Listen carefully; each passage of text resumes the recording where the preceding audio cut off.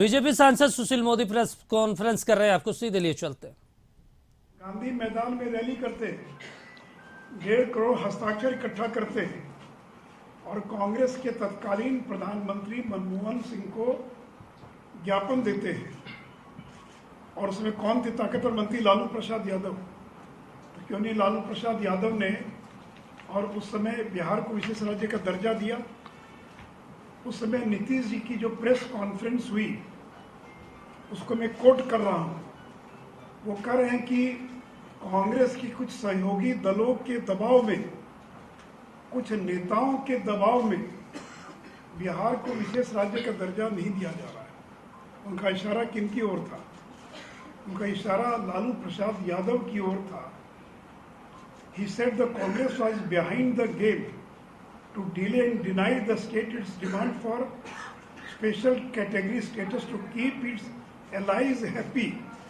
अपने सहयोगियों को खुश करने के लिए, और केंद्र की सरकार बिहार को विशेष राज्य का दर्जा नहीं दे रही है।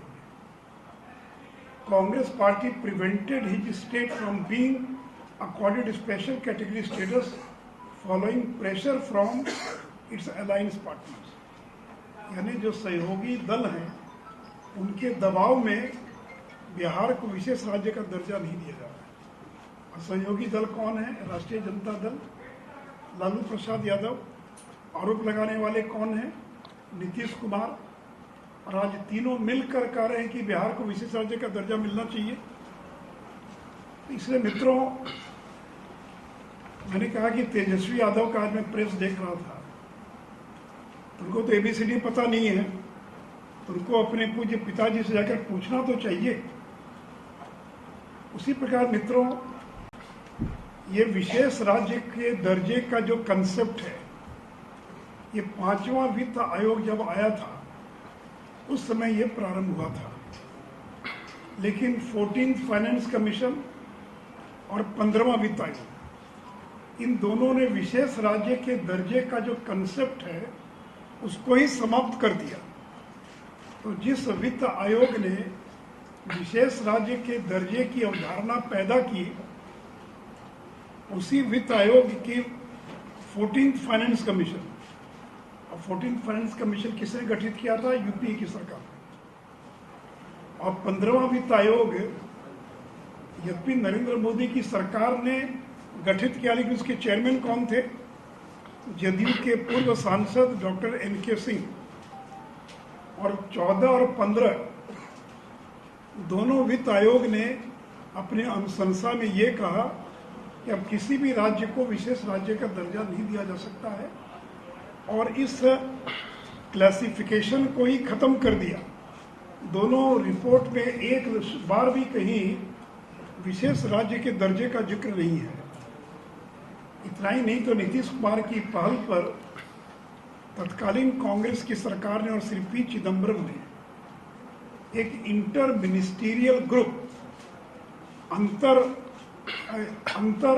मंत्री परिषद समूह, इंटर मिनिस्टीरियल ग्रुप का गठन किया था।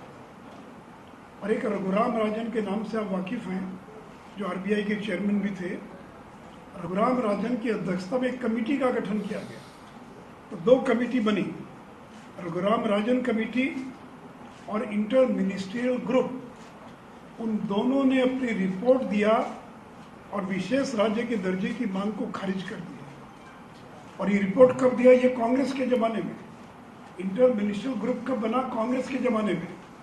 तो जब कांग्रेस के ही राज में विशेष राज्य के कंसेप्ट को 14th ने खत्म कर दिया, बाद में 15 ने खत्म कर दिया, इंटर मिनिस्ट्रियल ग्रुप ने खत्म कर दिया, और रघुराम राजन समिति ने रिजेक्ट कर दिया, कहा कि अब किसी भी राज्य को नहीं मिल सकता, इसकी आवश्यकता नहीं है, अन्य प्रकार से मदद की जा सकती है। तो जब दोनों समितियों ने विशेष राज्य की मांग को अस्वीकार कर दिया, तो फिर 12 साल के बाद मरे हुए घोड़े को फिर चाबुक मार रहे हैं, फिर उसको जिंदा करने का प्रयास कर रहे हैं। और 2002 के बाद इस देश में किसी भी राज्य को विशेष राज्य का दर्जा नहीं दिया गया। यहाँ तक कि श्रीमती सोनिया गांधी ने आंध्र जब अलग हुआ था, तेलंगाना और आंध्र, आंध्र को विशेष राज्य का दर्जा देने की पार्लियामेंट में घोषणा की गई, वो भी आज तक आंध्र को नहीं मिला। मित्रों, भारतीय जनता पार्टी विशेष राज्य के दर्जे के खिलाफ नहीं है। हम लोग स्वयं हस्ताक्षर करने वाले हैं। स्वयं जब विधानसभा और विधान परिषद में प्रस्ताव पारित हुआ, हम लोग उसके अंदर शामिल थे।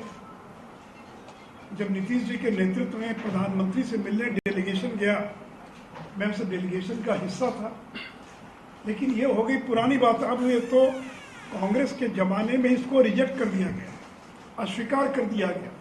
सभी कमिटियों ने इसको अस्वीकार कर दिया और इसीलिए प्रधानमंत्री श्री नरेंद्र मोदी जी ने वो बिहार की मदद करना चाहते थे। विशेष राज्य का दर्जा दिया नहीं जा सकता है, क्योंकि कांग्रेस ने उसको नकार दिया था।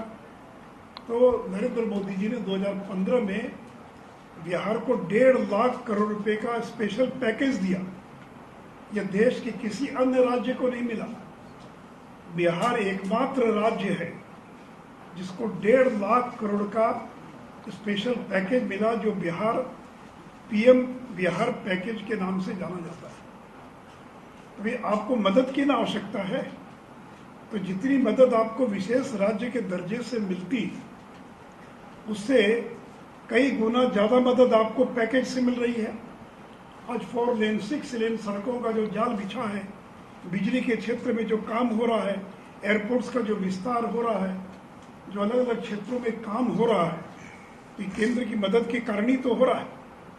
केवल क्या अकेले बिहार सरकार के बूते हैं कि वो अपना विकास कर सके। और मित्रों, ये बालू और शराब, इन माफियाओं को सरकार का संरक्षण मिला है। अगर केवल ये संरक्षण मिलना बंद हो जाए तो बिहार को प्रति वर्ष 20,000 करोड़ रुपया अतिरिक्त प्राप्त हो सकता है। तो शराबबंदी आपने लागू, आप तो गरीब राज्य हैं, आपका पैसा नहीं है, पैसा मांग रहे हैं, शराबबंदी आपने लागू किया तो करीब 10 से 12,000 करोड़ का नुकसान हो गया शराबबंदी के कारण। और बालू का जो अवैध व्यापार हो रहा है, जिसको राजद के लोगों का संरक्षण मिला है, तो 20,000 करोड़ रुपया प्रति वर्ष नुकसान बिहार को केवल बालू और शराब के कारण हो रहा है। केंद्र जितना पैसा देता आप ले नहीं पा रहे, खर्च नहीं पा रहे। और जब चुनाव नजदीक आता है तो पुरानी मांग को, और एक स्टंट के रूप में ये चुनावी स्टंट है, और बिहार की जनता इनको पहचान चुकी है। मित्रों, यह भी एक मिथक है कि अगर किसी राज्य को विशेष राज्य का दर्जा मिल जाएगा तो वह विकसित राज्य बन जाएगा। तो मैं जानना चाहता हूं कि उत्तर पूर्व के नागालैंड, मिजोरम, मणिपुर, त्रिपुरा, इन सभी राज्यों को 20 साल से विशेष राज्य का दर्जा मिला हुआ है। तो कहाँ ये राज्य विकसित राज्य बन पाए? आज भी पिछड़े गरीब राज्य हैं। इसलिए, और जो राज्य विकसित बन गए वो बिना विशेष राज्य के दर्जे के बन गए। आज मध्य प्रदेश आगे बढ़ रहा है, यूपी आगे बढ़ रहा है, तो कहाँ उनको विशेष राज्य का दर्जा मिला? तो विकसित राज्य बनने के लिए और विशेष राज्य के दर्जे की आवश्यकता नहीं है। अब आप कह रहे हैं कि हम 2.5 लाख रुपया देंगे प्रत्येक परिवार को, आप 5 लाख दीजिए, लेकिन आपको अपने खजाने से देना होगा ना। आपको अपना देखना पड़ेगा कि मेरे पास कितना पैसा है। आप कल घोषणा कर दें कि हम कर्जा माफ कर देंगे, बिजली माफ कर देंगे, जो दिल्ली और बाकी राज्यों ने किया, और पैसा ही नहीं आपके पास, और पहुंच जाएंगे पंजाब के मुख्यमंत्री नरेंद्र मोदी के पास कि हमको मदद कीजिए, मेरा खजाना खाली हो गया। तो आपके पास जितना पैसा है उतनी चादर बिछाइएगा ना। तो 2.5 लाख तो 5 लाख दीजिए ना। अगर आपकी क्षमता है गरीब आदमी को 5 लाख देने की, तो 5 लाख दीजिए, कौन मना करता है? अभी आपने बहालियां कर रहे हैं, पैसे का ठिकाना नहीं है, वेतन देने के लिए पैसा नहीं है। इस बार छठ के अंदर शिक्षकों को 3 महीने का वेतन नहीं मिला। अब देखिएगा 2 महीने के बाद आंदोलन शुरू होगा कि हमारे पास सैलरी देने के लिए पैसा नहीं है।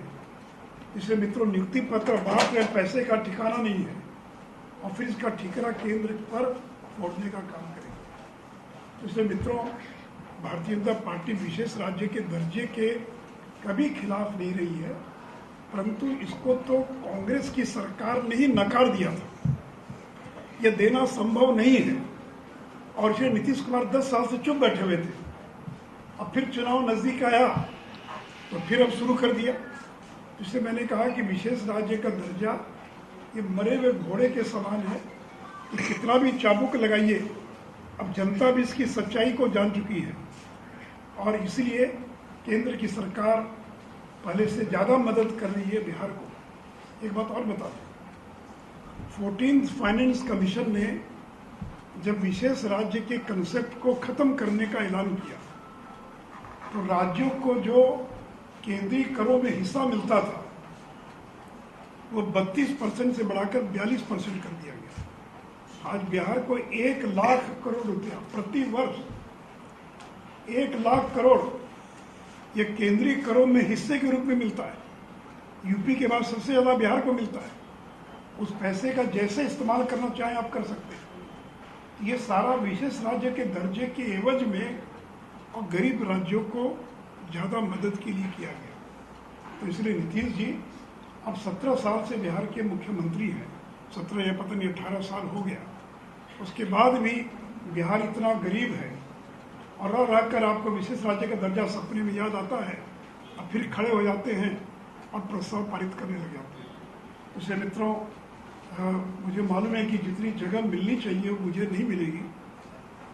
ये जगह केवल नीतीश जी को ही मिलती है। अगर हमारा छापने लग जाएंगे तो आपका विज्ञापन बंद हो जाएगा। अब ये भी कोई छाप नहीं सकता, उनका तो छाप भी देते हैं। नीतीश जी जब ये बात करते हैं तो अखबार वाले छाप देते हैं, लेकिन मैं ये करूँ तो मेरा कोई नहीं छापेगा। कम से कम मैं चैनल के लोगों से आग्रह करूँगा, ये बात मेरी ओर से छाप दीजिए कि अखबार वाले नीतीश कुमार और जो सरकारी पक्ष है उसी के बयान को 10 कॉलम में छापते हैं। हम लोगों कहीं 2 कॉलम 3 कॉलम, और वो भी उसको वेजिटेरियन बनाकर उसको तो लाइव ही तो बोल रहे हैं भैया। हाँ मैं बोल रहा हूँ, तो मैं आपको नहीं आरोप लगा रहा हूँ, मैं आरोप लगा रहा हूँ प्रिंट वालों को। ये लाइव आप तो दिखाते ही हैं, चैनल्स दिखाते हैं, चैनल्स को डर कम है क्योंकि विज्ञापन नहीं मिलता है। इसलिए मैंने कहा कि नीतीश कुमार जो है सबसे ज़्यादा जगह उनको मिलती है और फिर भी वो रोज आरोप लगाते हैं कि मेरे बयान को छापा नहीं जाता। इसलिए मित्रों, मुझे लगा कि विस्तार से इस विषय को मैं आपके सामने रख सकूं, इसलिए मैंने अपनी ओर से रखने का प्रयास किया है। अब इसमें किसी को कुछ पूछना हो, सुझाव देना हो तो आप पूछ सकते हैं। एक एक करके प्रश्न करें। विजय चौधरी कह रहे थे कि हम लोग जिसके साथ भी रहे, भाजपा के साथ हो चाहे अन्य दलों के साथ, हर दिन विशेष राज्य का दर्जा मांगते रहे, आगे भी मांगते रहे। ये तो मैं कहा, मैं तो यही ना कह रहा हूँ कि आज जो लोग प्रेस कॉन्फ्रेंस कर रहे थे उनसे विजय जी को पूछना चाहिए ना, राष्ट्रीय जनता दल से, कि भी नीतीश जी रेल मंत्री थे भारत सरकार में, क्यों नहीं दिलवाया? लालू जी रेल मंत्री थे, क्यों नहीं दिलवाया? ये तो उन्हीं से, उनको तो अपने सहयोगियों से पूछना चाहिए ना। कांग्रेस की सरकार थी 14 तक, जिनसे मिलने गए थे हम लोग, तो हम लोग से मांग करने के पहले अपने सहयोगियों से पूछना चाहिए ना कि आपको जब मौका था तो आपने क्यों नहीं दिया। ये सवाल तो उनसे पूछना चाहिए ना उनको।